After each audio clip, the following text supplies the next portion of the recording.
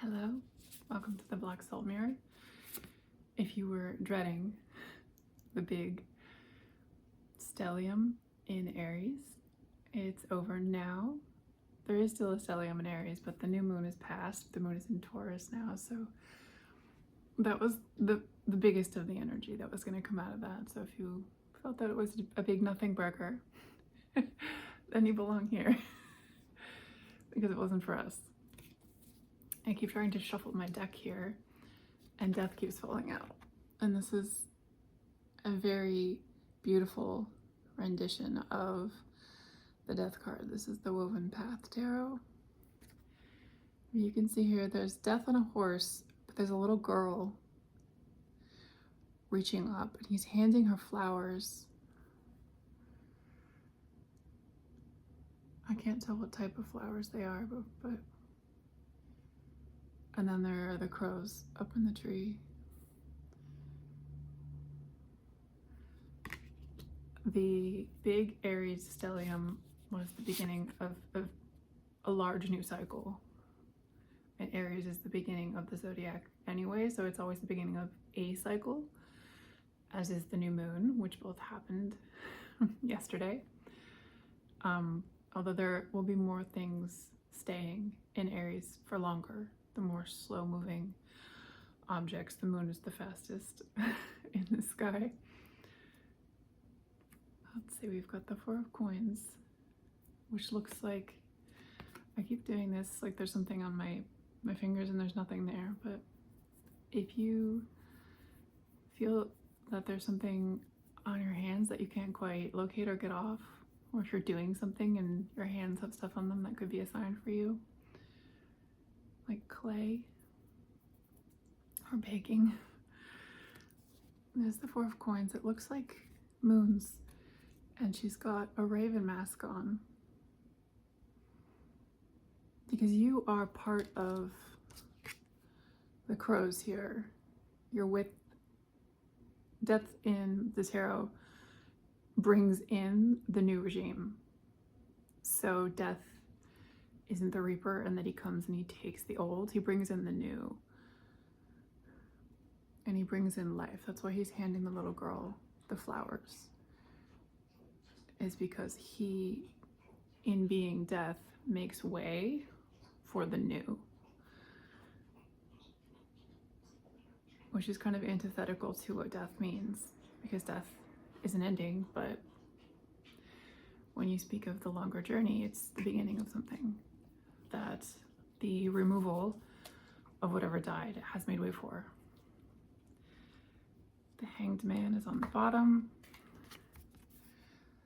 but this is in reverse. You can see the title up there, but he looks up right here because we are now right side up.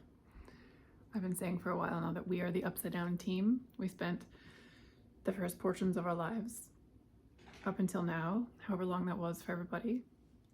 It's going to be different, but we were backwards. We didn't fit in. It's like our clothes were on wrong side out, and they still worked as clothes, but they didn't look right and they didn't feel right. Something was wrong, but now they're on right. And there are two things happening here. One is he's got a bunch of moths around him. The easiest to see, well, maybe not for the camera, about 4 that I can see, little glowing things. And moths and butterflies represent the transformation that people go through the same way they go through it physically, from caterpillars into their winged adults. So too do we go into an incubation and completely fundamentally change what we are outwardly and what we can do. And this is a very good metaphor because now we can fly. And before we were ground bound and we had to eat a lot. And the life of a caterpillar is one of prey and eating. I keep thinking of the Very Hungry Caterpillar. He just spends the whole book eating. And now we have wings and we can fly and be beautiful and see vantage points that we could never see before and be appreciated in ways that we could never see before. And now we've reach the true zenith of our calling. My little friend has joined us for the tarot reading. Always has to include himself and remind us that if you want something, just go include yourself. The second thing happening in this card is this light rib coming from his center line. You can see it there. It's like it kind of reminds me of like a fish scale, the way they have the ones on the top that are big fans and then the bones come out. But it also just kind of looks like he's being split open in the middle and his chakras are all aligned and there's light coming out from within him, similar to the light of the moon. And it's significant because the moon represents hidden things, particularly in this context, hidden parts of you that can come out. It's kind of like in moonlight, certain things are more visible. And many moths are nighttime pollinators, so the flowers that they pollinate tend to glow in the moonlight, be very white. Sometimes they're on a different color spectrum, so they look kind of neon. And if you have the camera that can pick up that spectrum of light, and he's holding his throat here because from what was hidden inside of you, now illuminated by this new phase, because the moon is all about phases and illumination and your emotions, now you can speak about them because you're flying now and it's time to show off and be beautiful and communicate all of the things that you wanted to share and didn't feel people understood about you. But now you can also step out and be seen. This is Stubble Rumpkins. He's 9 years old now. Now is the time. Wait, what's going on here? Oh yeah, he's also got a split down these two tendons here, where it looks like there's light coming out, kind of like he's shedding his skin, and it's separating at different points. Like he's a snake and he's gonna come out in a new form.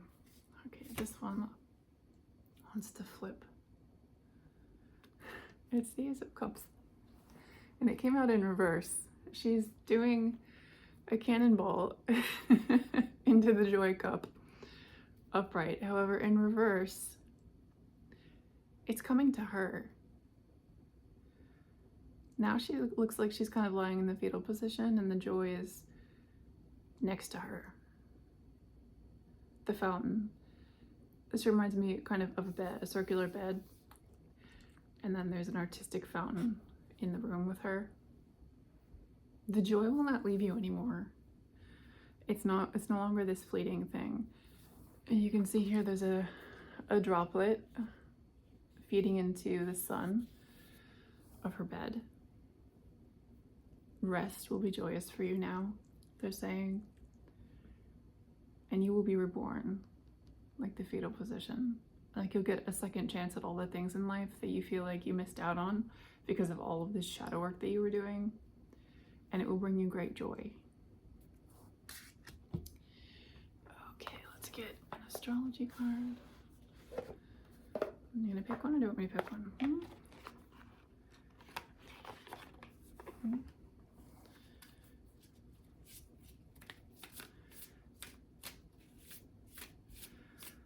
Okay, what do we have here? A planet, the sun. In astrology, the sun represents our identity and our conscious mind. The sun, which changes zodiac signs approximately every 30 days, is the most important feature of our birth chart because it represents our ego and will, leading us on our life's path toward our goals and giving us our unique personality. Our sun sign dictates how the world sees us. It's not entirely true. The midheaven dictates how the world sees us. Your sun is your heart. Your sun is the core of your being. and the most bright aspect of yourself that everything else revolves around, like in the sky. When you read any kind of astrology in a newspaper or a magazine or just online, people say like, I'm a Taurus, I'm a Virgo. They're talking about their sun sign because it's by your date of birth. But it's not always the most prominent expression of you in your chart, because what people see of you and have heard of you who don't know you very well is your midheaven. It's kind of your reputation. Your first house is who you are when they interact with you. Your seventh house is how they see you in interactions, like how good you are at partnerships. Your moon also has a really big pull. So the sun kind of ties it all together in a bow. And the sun is currently in Aries and moving to Taurus, chasing after the moon. The time of Taurus is going to be significant for this collective because Taurus is about enjoying life and rooting in. I keep hearing rooting in. This has come up quite a bit lately about the importance of integrating yourself into the physical world. Many of us have kind of pulled back, and we spend a lot of time in our heads and our thoughts and our crafts. And there is a part of us now where that's over, and we need to stop being. That's what these tarot cards. This is the end of the cycle, of that old cycle. And it's no longer the time of stinginess. The Four of Pentacles can be conservation of resources, saving, it can be stinginess. But in this particular one, she's kind of juggling them or performing with them. She's showing her emotions, because these look like moons to me, and the moon reflects the sun, which is why the moon is the emotions. It's the mirror within you. And now it's time for you to show yourself and to play the cards that you have, that you've kind of not known what to do with, because you're going through this transformation where you're coming out and you're upright now. The Hanged Man is always about a different perspective, but this isn't your perspective now. This is other people finally seeing you in the correct perspective.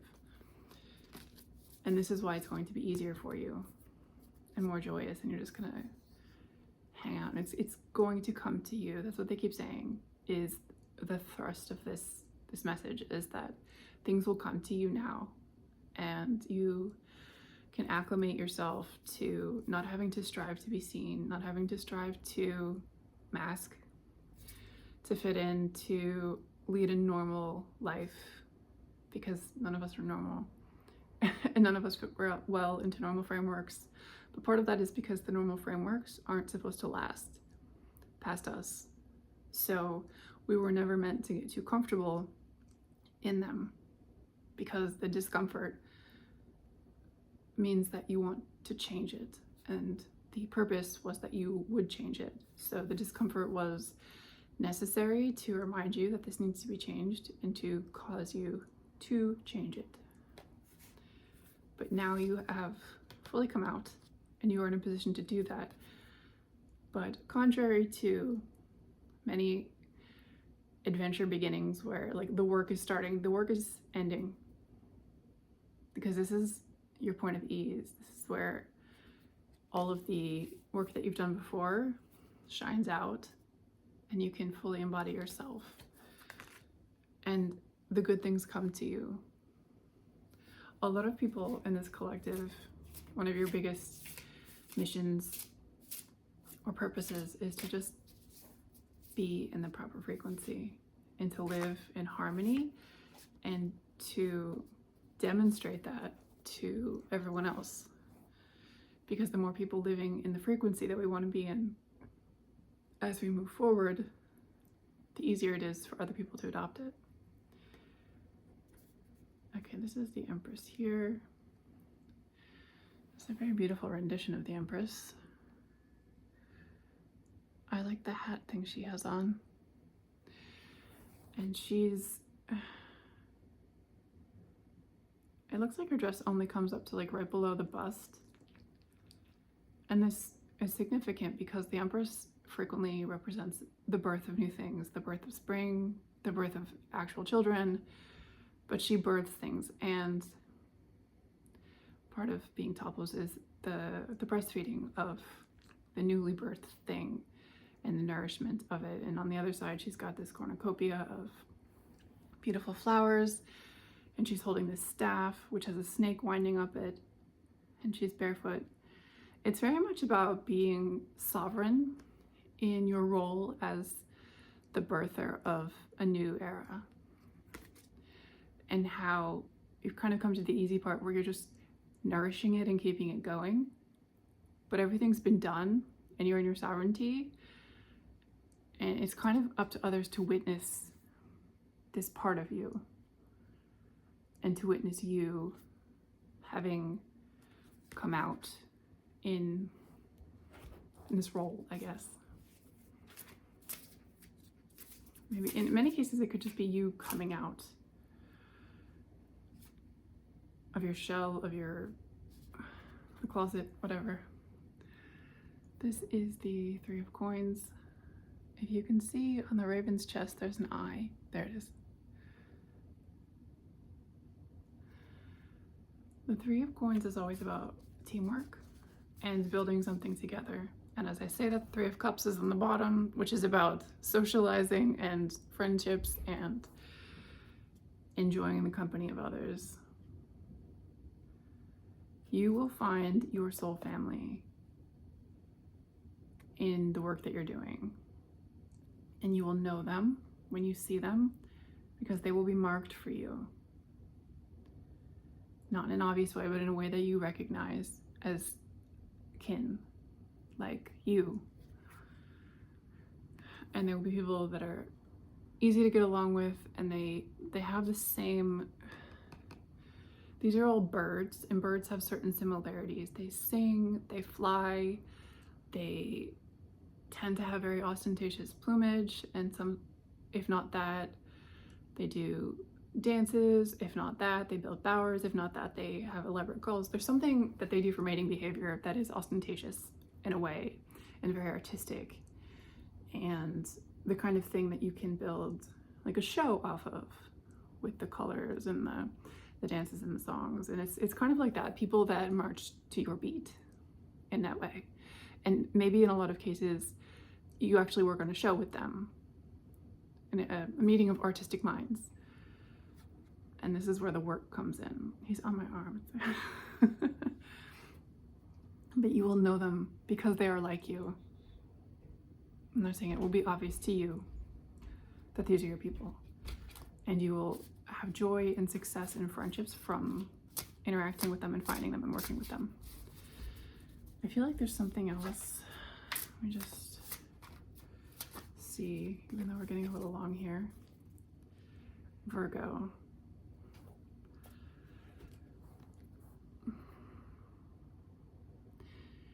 Now is the time when you are able to make a home for yourself and to really enjoy the comforts, like hanging out at night and cooking. And the Virgo is also in a way related to the Empress because it's also about the season. Virgo is like the wheat harvest, and I keep getting that there's a season. We're now in season for this new part of your life that's going to be restful and strategic. Is a very Virgo thing, but also wise. Virgos tell you how to do it best because they know how to do it best. And there's something about the fall as well, with the pumpkins and the garlic and this card feels like there's a cool breeze to me. Like it's cool out. in my readings, the theme keeps coming up that you need to really focus on like grounding yourself into this world and making a home for yourself here, and making these nice rituals that you like to do that are very succulent is the word I'm getting. I don't know, sumptuous, like baths with aroma in it, and massages and oils and cooking and just very sensual things. Little things around your house that make you happy. I came across on Instagram recently, a woman was like using a stencil roller to put these little bird designs on her house and stuff like that.